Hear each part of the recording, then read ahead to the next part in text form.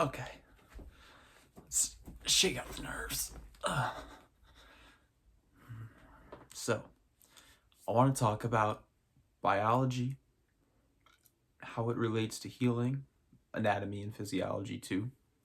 Not that I know this stuff, but kind of on a broader sense. And then how spirituality comes into this picture with the healing, in a healing context, right?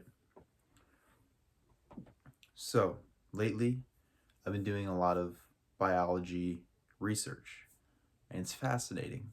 There's a reality to it that you cannot deny. But there's a reason that the scientists are still figuring things out about the human body. They will always be figuring things out. They will never have everything figured out. They're still discovering new processes and body parts and things like that. So, what does that tell you?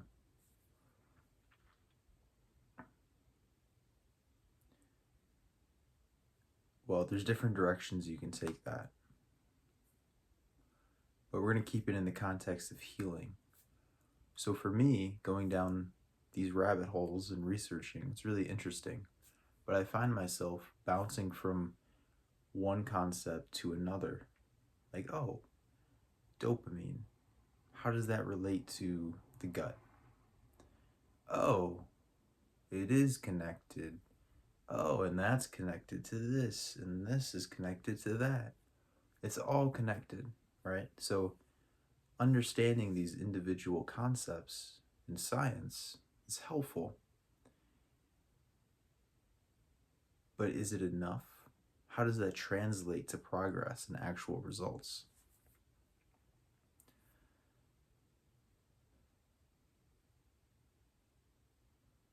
And I think that's where spirituality comes in. And that's also a loaded concept. So let's back up and start with intention, my favorite concept, because I think it's at the foundation of change and at the foundation of healing is change, right? So I think intention is very important for healing. You need that intention, you need that mindset in order to heal. You could be doing all the right things and not get results. And it's because your intention isn't lined up. It isn't lined up with your actions, right? So I think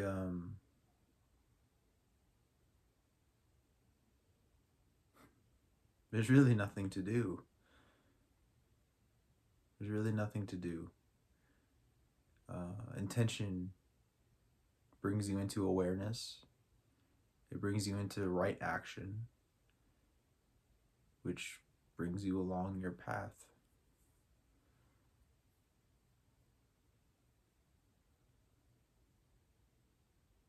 Now, I will say, back to the science aspect of things, it can be helpful in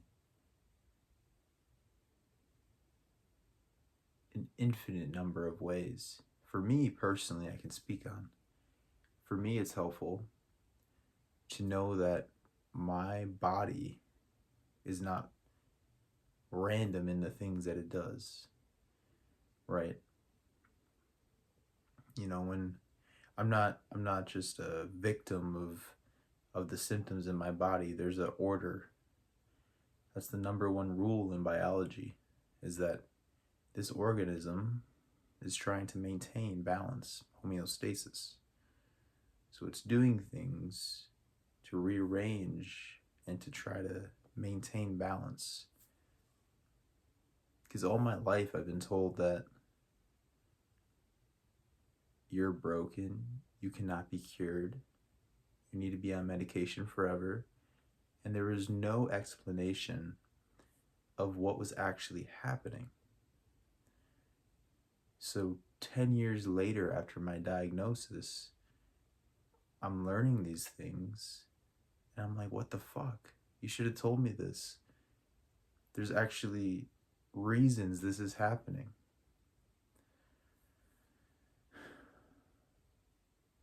Now, chronic disease is complicated because um, it's that basically means you can't fix it with one thing. You know, it's stuck. It's stuck, and these attempts aren't gonna get it unstuck. It takes it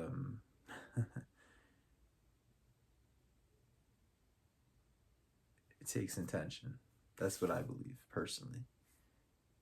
Not that the intention will just cure you, but intention is what allows for these changes to manifest as successful, right? It's a two-part relationship between intention, this is the problem or disease, intention, and action, right? This is just some images I came up with now off the top, but I think it's true. So what I'm going to do is keep attacking it from different angles, keep finding out the information, right? Knowing that there's so much different information and it all makes sense, and it all can't add up to a perfect 100%, but it can help move things and change, and keep working on kind of like forgetting myself and being aware and slipping out of the disease and slipping into health. It's very simple, because I don't believe anybody's broken or sick or healthy. I think it's all in the mind. It's the power of the mind. And I guess I'll just leave it at that, because I got really off topic. I just was saying what was on my mind. And yeah. I'm trying to think if I talked about everything that I had wanted to. I think so. It's so hard to say goodbye.